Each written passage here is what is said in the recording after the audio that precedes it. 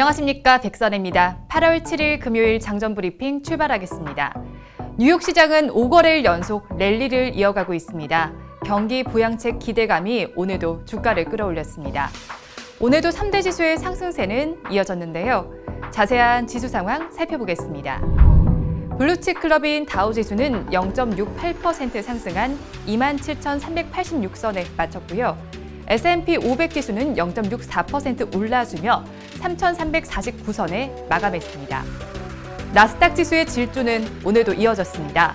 사상 처음으로 11,000선을 돌파했는데요. 1% 상승한 11,108선에 종가 형성했습니다. 나스닥 지수의 랠리가 이어졌습니다. 실업 지표도 양호하게 나타났습니다. 코로나19의 확산세도 둔화되고 있고요. 미국의 경기 부양책에 대한 기대감도 지속되고 있습니다. 먼저 나스닥 지수는 오늘도 뛰었습니다. 종가 기준으로 11,000선을 넘은 것은 이번이 처음인데요. 마가는 모두 올랐습니다. 애플이 3.5% 상승했습니다. 페이스북은 6% 넘게 급등했고요. 테슬라도 0.3% 상승 마감했습니다. 미국의 주간 실업 지표도 개선됐는데요. 지난주 실업보험 청구 건수는 시장의 예상치보다 양호하게 나타났습니다. 여전히 100만 명 이상의 대규모기는 한데요. 지난 3월 중순 이후 최저 수준으로 떨어졌습니다. 코로나19도 누그러졌습니다. 백신에 대한 기대감도 지속되고 있는데요. 어제 신규 확진자는 약 5만 2천 명을 기록했습니다. 지난주 6만 명보다 낮은 수준을 유지했고요. 트럼프 대통령은 대선 전에 코로나19 백신을 개발할 수 있다는 예상을 내놨습니다. 미국의 제5차 경기 부양책에도 시장의 관심이 집중되고 있습니다. 백악관은 이번 주까지 신규 부양책에 합의하지 않으면 협상을 중단하겠다고 했는데요. 대통령 행정명령령을 통해서 독자적으로 대응할 것이라며 민주당을 압박하고 있습니다. 합의가 여전히 이견을 나타내고 있기는 한데요.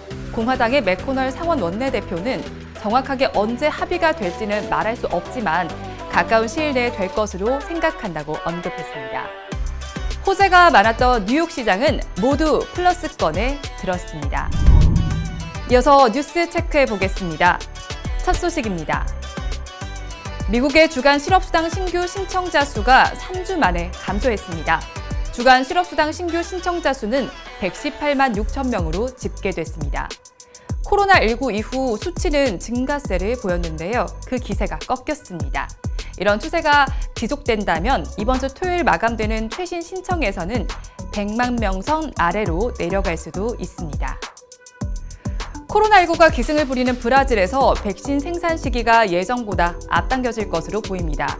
부탄탕 연구소의 코바스 소장은 10월 중 백신 생산이 이뤄질 수 있다고 밝혔습니다.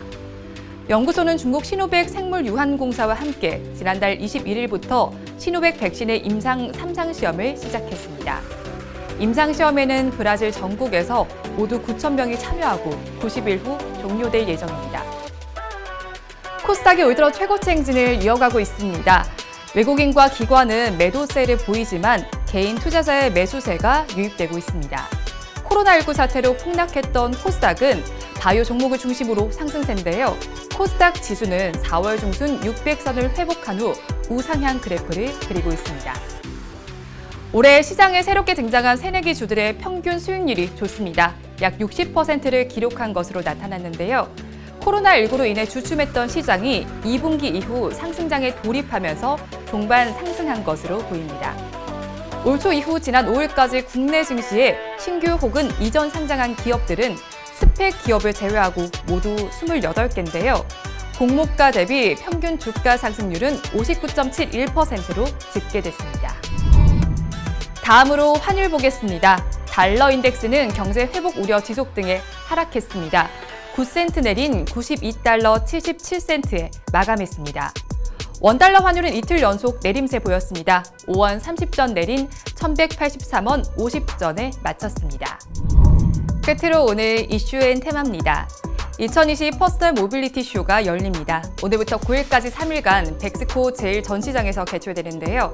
전기 자전거와 전동 스쿠터, 전동 킥보드, 전동 휠 등 퍼스널 모빌리티 제품을 한자리에서 볼 수 있습니다. 오는 8일 연계 행사로 스마트 모빌리티 국제 컨퍼런스도 예정돼 있습니다.